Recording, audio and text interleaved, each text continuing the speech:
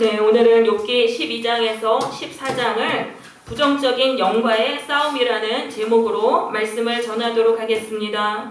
부정적인 영과의 싸움이라는 제목입니다. 먼저 앞의 내용을 말씀드리겠습니다.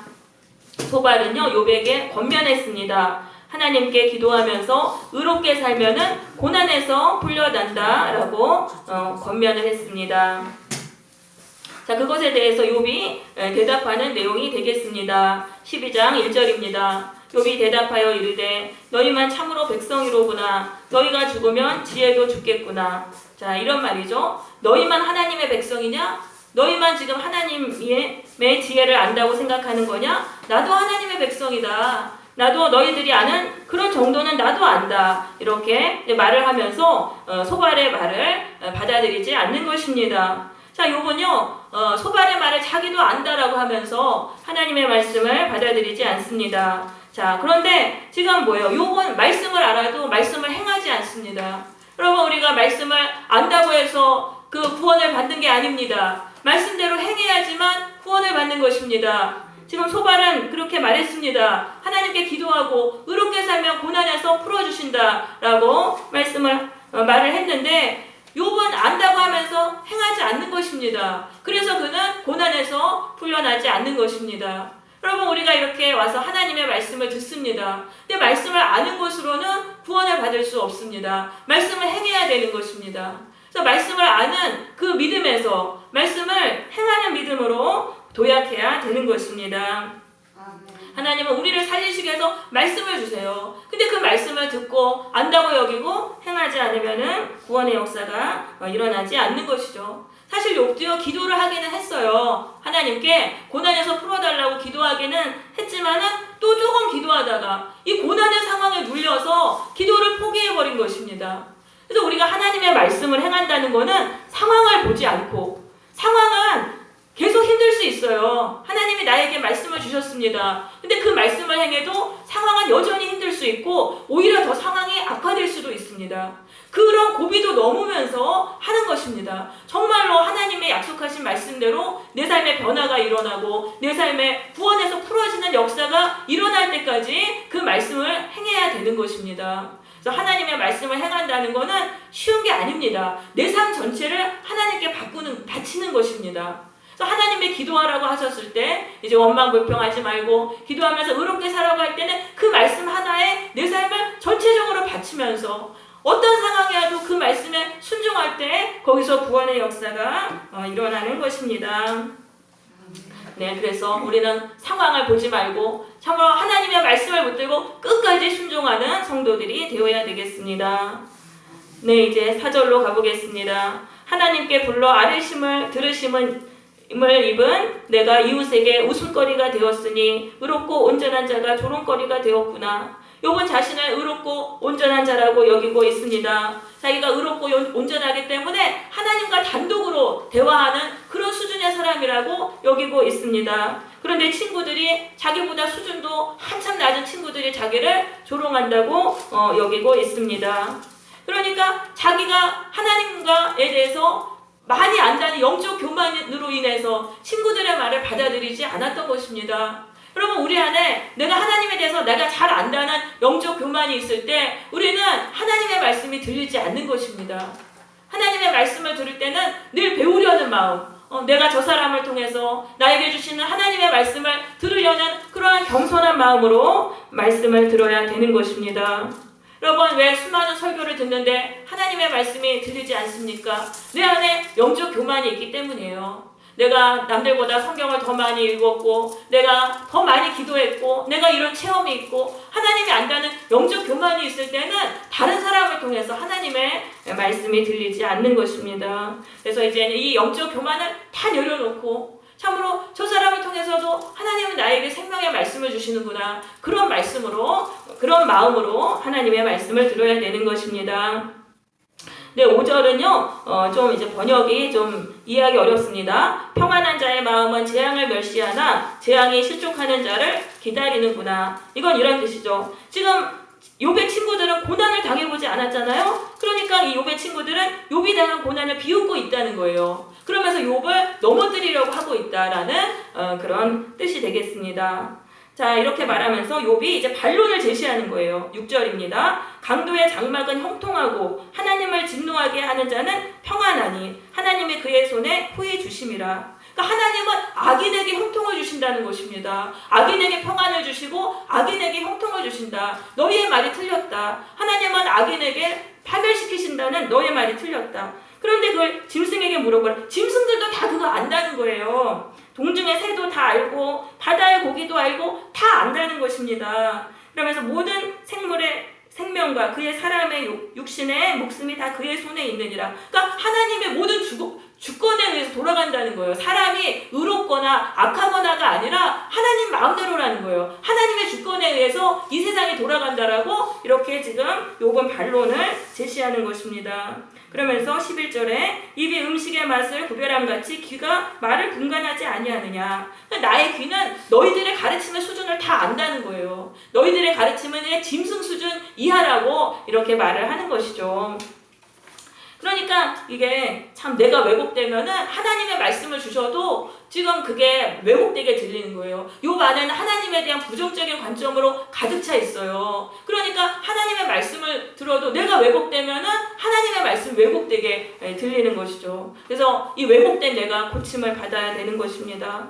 12절부터는 이제 욥이 두 번째 반론인데요. 인간의 지혜는 구원과 상관없다는 말을 하는 거예요. 인간의 지혜는 구원과 상관없다. 12절입니다. 늙은 자에게는 지혜가 있고 장수하는 자에게는 명철이 있느니라. 이거는요 의문문으로 해석을 해야 됩니다. 늙은 자에게 지혜가 있느냐? 장수하는 자에게 명철이 있느냐? 아니다. 지혜와 권능은 하나님께 속했다는 거예요. 하나님은 사람에게 주셨다가 그래서 빼앗으면은 똑똑한 사람도 멍청이가 돼가지고 이 뒤에 이제 얘기가 다 그런 거예요. 17절에 모사가 나와요. 모사는 왕의 자문위원이에요. 아주 지혜로운 사람이에요. 그 사람도 그렇게 똑똑했는데 하나님이 지혜를 빼앗으시면은 속임을 당해가지고 다 끌려가게 된다. 왕들도 다 멸망하게 된다. 19절엔 제사장 그런 똑똑한 사람들이 하나님이 지혜를 빼앗으시면은 다 미혹돼가지고 다 멸망하게 된다. 그런 말을 하는 것입니다.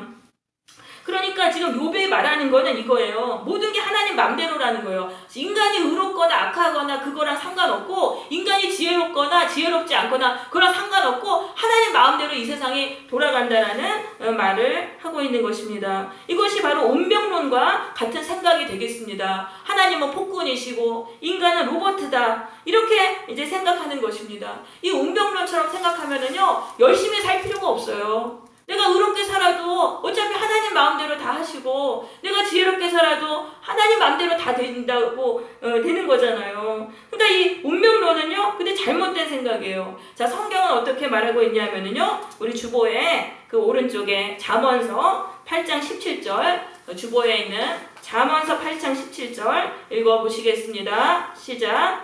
나를 사랑하는 자들이 나의 사랑을 보며 나를 먼저 칭찬한 자가 나를 만날 것이니라. 네, 하나님은요 내가 하나님을 사랑하면 하나님도 우리를 사랑해 주신대요. 그러니까 우리의 행동에 따라 하나님은 반응하시는 거예요. 인간이 로봇가 아닌 거예요. 내가 하나님을 어떻게 생각하느냐에 따라 하나님이 나를 그렇게 대해 주신다는 거죠. 나를 간절히 찾는 자, 하나님께 간절히 기도하는 자가 나를 만날 것이다. 나에게 응답해 주시는 하나님을 만날 것이다. 라고 말하고 있습니다. 우리는 이 성경의 말씀을 붙들고 내 안에 운명론과 같은 생각과 싸워 이겨야 되는 것입니다. 이 운명론처럼 생각하고 교회를 다니면은 어떤 일도 일어나지 않습니다. 무기력한 신앙생활을 하게 됩니다. 그래서 하나님의 말씀을 붙들고 내 안에 이 하나님에 대한 관점을 바꿔야 되겠습니다. 또 예레미야 33장 3절 그 뒤에 말씀 아래에 있는 말씀 읽겠습니다. 시작. 너는 내게 부르짖으라. 내가 내게 응답하겠고 내가 알지 못하는 운명을 일어날 일을 내게 보이리라. 네, 하나님은 우리가 기도하면은 크고 은밀한 일을 보이신다고 말씀하셨습니다. 기적의 역사를 이루신다고 말씀하셨습니다. 이 말씀 하나를 붙잡고 우리는 하나님께 기도해야 됩니다. 운명론과 싸우고 우리의 삶을 내려누르는 고난과 싸워서 승리해야 되는 것입니다. 자, 그런데 지금 욥의 말과 친구들의 말이 비슷하면서 틀린 거예요. 둘 다 말은 똑같아요. 하나님이 생사화복을 주관하신다는 말은 다 똑같아요. 그럼 욥의 친구들은 뭡니까? 욥의 친구들은 그 하나님께 기도해서 기도하면 고난에서 풀려나온다. 신앙으로 가고 있어요. 그런데 욥의 말은 뭐예요? 하나님이 다 주관하시니까 뭐 노력해도 안 된다는 거예요. 의롭게 살 필요도 없고 지혜롭게 살 필요도 없다. 이런 식으로 결론이 달라지는 거예요. 그러니까 이게 신앙과 불신앙은 한 끗 차이입니다. 신앙과 불신앙 앞에는 같은데 이 뒤에 가가지고 달라지게 되는 것입니다. 그래서 우리가 이 불신앙을 신앙으로 뒤집어야 돼요. 우리가 여기 다 이렇게 모여 있지만 어떤 사람은 신앙의 관점을 가지고 말씀을 듣습니다. 그 사람은 하나님의 말씀을 똑같이 들어도 거기서 내 구원의 길을 발견하고 신앙으로 나갑니다. 그런데 불신앙의 관점을 가지고 앉아있으면 똑같은 설교를 들어도 거기서 불신앙으로 빠지게 된다는 것입니다. 그래서 우리가 이거를 자꾸 바꾸려는 노력을 해야 됩니다. 기도해도 안 돼. 이거를요 바꿔야 돼요. 기도하면 돼. 하나님은 반드시 기도를 들어주셔. 이런 식으로 생각을 바꿔야 되고요. 말씀대로 살 수 없어. 이것도 내가 말씀대로 살려고 노력하면 하나님이 도와주셔서 말씀대로 살 수 있게 돼. 이런 식으로 자꾸 생각을 바꿔야 돼요. 예수를 믿어도 마귀 권세 못 이겨. 이런 것도 패배주의적인 불신앙이에요. 예수 믿으면 다 이긴다고 하셨어요. 내 예수의 능력으로 난 마귀 권세 이기며 살 거야. 이런 식으로 우리의 관점을 자꾸 바꿔야 돼요. 이 관점만 바뀌면은요 신앙생활에서 승리해요. 내 안에 하나님에 대한 관점만 바꾸면은 그때부터 믿음의 기도가 나오면서 믿음의 기도를 드리면 믿는 대로 그 기도대로 다 이루어지는 것입니다. 그래서 빨리 우리가 이 관점을 바꿔야 됩니다. 자, 이제 욥기 13장으로 가보겠습니다. 13장은 욥이 친구들에게 하는 말이 되겠습니다. 1절입니다. 나의 눈이 이것을 다 보았고 나의 귀가 이것을 듣고 깨달았느니라. 이거는 뭐예요? 하나님이 인간의 모든 것을 주관하신다는 거예요. 나는 이런 것까지도 다 깨달았다. 그러면서 내가 너희보다 하나님에 대해서 더 많이 안다. 이렇게 말하죠. 3절에서 참으로 나는 전능자에게 말씀하려 하며 하나님과 변론하려 하노라. 그러니까 너희는 너무 수준이 낮아서 말을 못하겠다. 나는 하나님하고만 이제 대화해야겠다. 욥이 말하는 것입니다. 그러면서 5절에 너희가 참으로 잠잠하면 그것이 너희의 지혜일 것이니라. 너희는 아는 게 하나도 없으니까 그냥 입 다물고 그냥 있어라. 그러면 중간이라도 간다. 이렇게 말하는 것이죠. 그러면서 7절 너희가 하나님을 위하여 불의를 말하려느냐? 그를 위하여 속임을 말하려느냐? 요거 자꾸 의심하는 거예요. 친구들이 하나님께 고난을 자기들이 받을까봐 요걸 정죄한다고 자꾸 의심하는 거예요. 그러니까 욥이 지금 생각하기에 친구들이 하나님 편을 든다고 생각하는 거예요. 자기들이 고난을 받지 않으려고. 그러니까 이게 부정적인 영의 지배를 받고 있으니까 친구들의 선한 의도도 다 악하게 들린다는 그런 것입니다. 사실 욥의 친구들은요, 욥을 살리고 싶어서 하나님의 말씀을 전해주는 거예요. 그런데도 내 안에 부정적인 생각이 가득 차면은 그게 하나님의 말씀으로 들리지 않고 자꾸 나쁜 의도로 들리게 되는 것이죠. 지금 욥에게 새 친구들은 하나님의 말씀을 전해주는 목사와 같은 거예요. 근데 우리 안에 부정적인 영이 있잖아요. 그 목사의 말을 통해서도 하나님의 말씀이 들리지 않고 다 나쁘게 해석이 되는 거예요. 아, 저 목사가 헌금 거두려고 저러는 거야. 막 이런 식으로 생각이 되고, 아, 말씀으로도 나를 치네. 막 이런 식으로 생각이 되는 거예요. 그렇게 돼서 설교를 들어도 이게 전혀 막 내 안에 믿음으로 말씀이 흡수가 안 돼요. 그렇게 되면은 교회 생활에서도 인간관계에서도 다 시험 들어요. 왜냐하면 다 이제 부정적으로만 보이니까. 그래서 이런 경우에는 사람들하고 교제를 끊고 나를 고쳐야 돼요. 내 안에 이 부정적인 영을 기도와 말씀으로 빼내면서 그러면서 교회를 다녀야 되는 것입니다. 자, 그러면서 이제 15절로 가보겠습니다. 15절에 보시면 나 그의 앞에서 내 행위를 아뢰리라. 난 이제 하나님께 직접 가서 내가 옳다라는 것을 다 이제 말하겠다는 것입니다. 그러면서 18절에 보라 내가 내 사정을 진술하려거니와 내가 정의롭다함을 얻을 줄 아노라. 나는 이제 하나님 앞에 가서 내 얘기를 다 하면 하나님이 나를 정의롭다고 그렇게 여길 줄 안다는 거예요. 그래서 나와 변론할 자가 누구이랴? 하나님도 나를 정죄 못한다는 거예요. 그래서 그러면 내가 잠잠하고 기운이 끊어지리라. 만약에 나를 내가 틀렸다고 말할 수 있는 사람이 있다면 나는 그런 사람이 있다면 내가 자살하겠다. 이제 이런 식으로 이제 말하는 거죠. 그러니까 요건 뭐예요? 내가 하나님보다 옳다라는 그런 독선이 있는 거예요. 내가 하나님보다 더 옳다. 나는 하나님 앞에서 의롭다. 하나님이 틀렸다는 그런 독선이 있으니까 하나님께 기도하면은 그게 기도가 제대로 안 나오는 것입니다. 13장 20절부터 40절까지 하나님께 기도하는데요. 또 막 고난에서 풀어달라고 기도하다가 또 원망 불평으로 다 이제 끝나는 기도를 드려요. 그래서 여러분, 내가 옳다는 독선이 있을 때 우리는 하나님께 겸손하게 기도하지 못합니다. 그래서 내가 죄인이라는 생각을 자꾸 해야 돼요. 내가 죄인이고 하나님은 의로우시고 그렇게 될 때 하나님께 정말 간절히 간구하게 돼가지고 거기서 은혜를 받는 것입니다. 그래서 내 안에 있는 이 독선과 싸워야 되는 것이죠. 자, 그래서 지금 욥이 계속 기도를 해도 고난에서 풀려나지 못하는 거예요. 욥 안에는 부정적인 영이 있고 독선이 있고 교만이 있고, 그러니까 계속적으로 고난의 뺑뺑이를 끝없이 돌게 되는 것입니다. 네, 이제 이거에 대한 의미를 말씀드리겠습니다. 욥이 극한 고난을 당하니까 욥 안으로 부정적인 영이 다 들어온 거예요. 이 부정적인 영이 들어와서 독선과 교만에 빠지고 하나님께 기도하면 원망불평의 기도만 드려요. 불신앙의 기도만 드려요. 그러니까 고난 속에서 빠져나오지 못하고 고난 속에서 죽어간다는 것입니다. 모든 인간이 그래요. 모든 인간이 고난을 받으면은 다 이렇게 되는 거예요. 독선에 빠지고 교만에 빠지고 거기서 불신앙에 빠져가지고 고난에서 거기서 빠져나오지 못한다는 것입니다.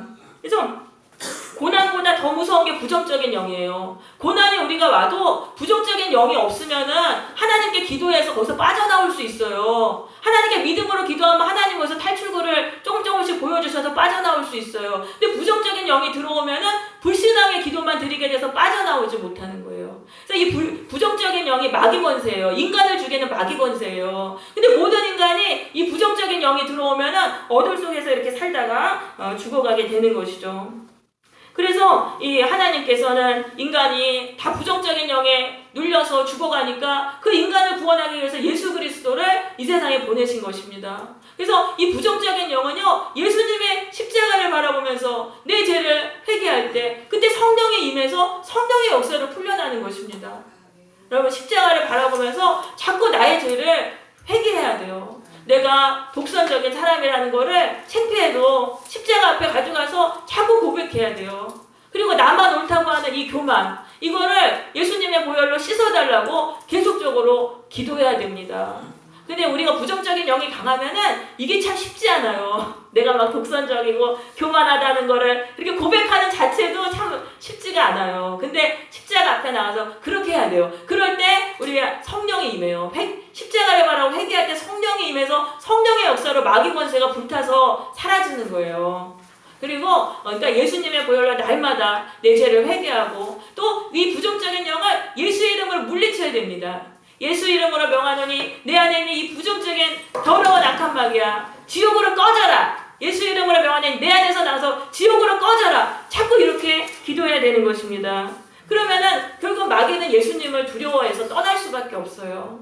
여러분, 그래서 우리가 이 신앙은 관점의 싸움이고 믿음의 싸움이에요. 내 안에 있는 이 부정적인 영을 쫓아내고 신앙의 사람으로 변화되면은 그때부터 이 부정적인 영이 나가면은 하나님을 경외하게 돼요. 이 부정적인 영이 떠나면은 하나님 하면은 하나님을 경외하게 되고 하나님께 믿음의 기도를 드리게 되고, 그러면은 고난에서 이제 빠져나오게 된다는 것입니다. 여러분, 구원의 길은 오직 십자가밖에 없어요.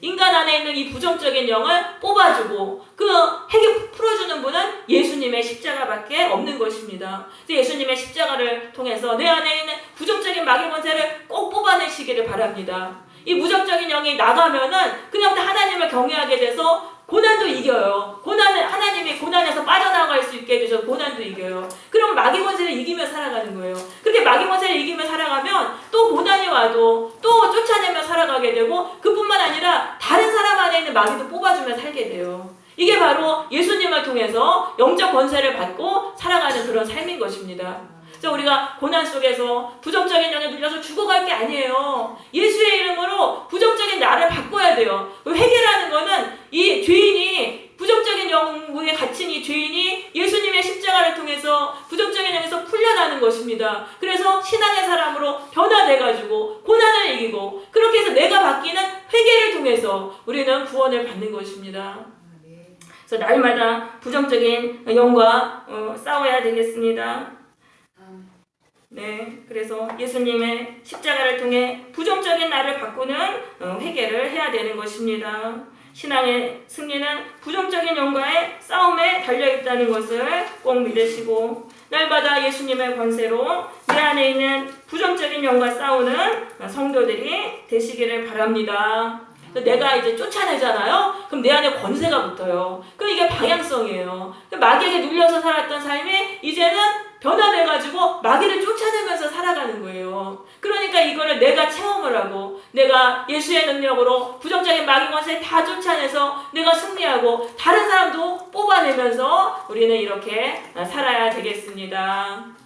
네, 그래서 이제 부정적인 영과의 싸움을 위해서 여러분 십자가를 바라보면서 날마다 내 독선의 죄를 회개하시기를 바랍니다. 독선의 죄를 예수님의 보혈로 씻어달라고 기도하시고 내 앞에 내가 교만했다고 하나님께 자꾸 회개기도 해야 돼요. 그러면 보혈이 내 안에 있는 교만을 씻어내시고 그럼 부정적인 영이 자꾸 풀려나게 되는 것입니다. 네, 우리 모두 예수님의 권세로 부정적인 마귀 권세와 싸워 이기는 우리 은창교회 성도들이 되시기를 바랍니다.